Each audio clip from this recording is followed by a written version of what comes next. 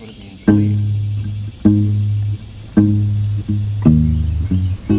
This is my favorite story of all. Remember who you are. There was an Undersecretary of Defense who was giving a speech at a large conference of like 1,000 people. And he was recently retired, so he was one of the former Undersecretaries of Defense. And he was standing on the stage giving his speech, his prepared remarks, and while he was talking, he was taking a sip out of a cup of coffee he had in this styrofoam cup. And he sort of looks down and smiles and interrupts his prepared remarks. And he says, you know, last year I was the secretary, as the undersecretary, and I spoke at this exact same event in this exact same venue last year. Except last year, while I was still undersecretary, they flew me here business class. They had a car waiting for me to take me from the airport to the hotel.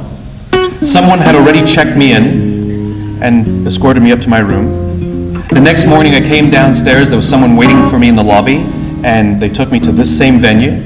They took me in the back entrance, they took me into the green room, and they handed me a cup of coffee in a beautiful ceramic cup.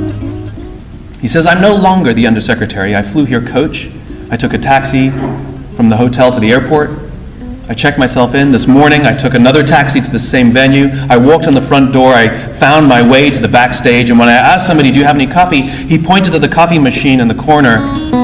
And I poured myself a cup of coffee into this here styrofoam cup. He says the lesson is, the ceramic cup was never meant for me. It was meant for the position I hold. I deserve a styrofoam cup. We all deserve styrofoam cups. As you become more successful, as you do well in life, you will be afforded many advantages. People will call you sir and ma'am, they'll carry your luggage, they'll hold doors open for you, they will bring you a cup of tea without you even asking for it. But it's not meant for you. It's meant for the position you hold. And when you move on, they will give all those things to the person who replaces you. Never, ever forget that you only ever deserved a styrofoam cup.